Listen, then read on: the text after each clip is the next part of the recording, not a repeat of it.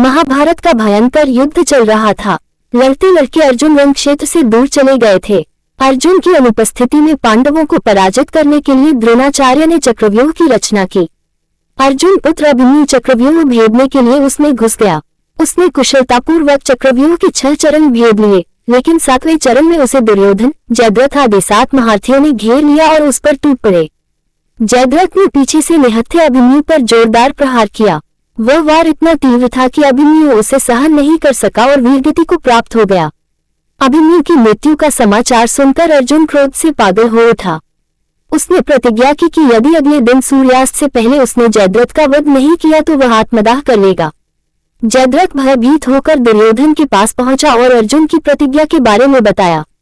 दुर्योधन उसका भय दूर करते हुए बोला, चिंता मत करो मित्र, मैं और सारी कौरव सेना तुम्हारी रक्षा करेंगे। अर्जुन कल तुम तक नहीं पहुंच पाएगा, उसे आत्मदाह करना पड़ेगा। अगले दिन युद्ध शुरू हुआ। अर्जुन की आंखें जयद्रथ को ढूंढ रही थी, किंतु वह कहीं नहीं मिला। दिन बीतने लगा। धीरे धीरे अर्जुन की निराशा बढ़ती गई।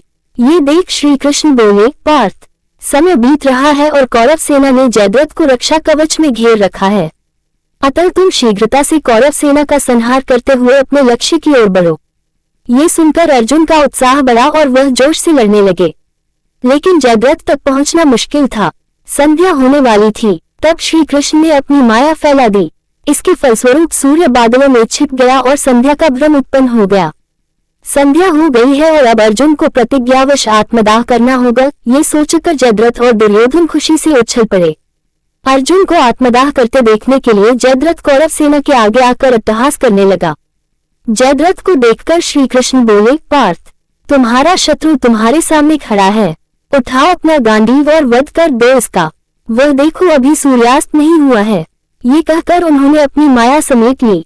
देखते ही देखते सूर्य बादलों से निकल आया। सबकी दृष्टि आसमान की ओर उठ गई। सूर्य अभी भी चमक रहा था। ये देख जयद्रथ और दुर्योधन के पैरों तले जमीन खिसक गई। जयद्रथ भागने को हुआ, लेकिन तब तक अर्जुन ने अपना गांडीव उठा लिया था।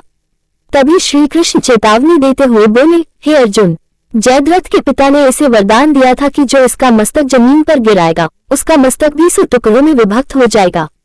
इसलिए यदि इसका सिर जमीन पर गिरा तो तुम्हारे सिर के भी 100 टुकड़े हो जाएंगे। हे पार्थ, उत्तर दिशा में यहाँ से 100 योजन की दूरी पर जयद्रथ का पिता तप कर रहा है। तुम इसका मस्तक ऐसे काटो कि वह इसके पिता की गोद में जाकर गिरे।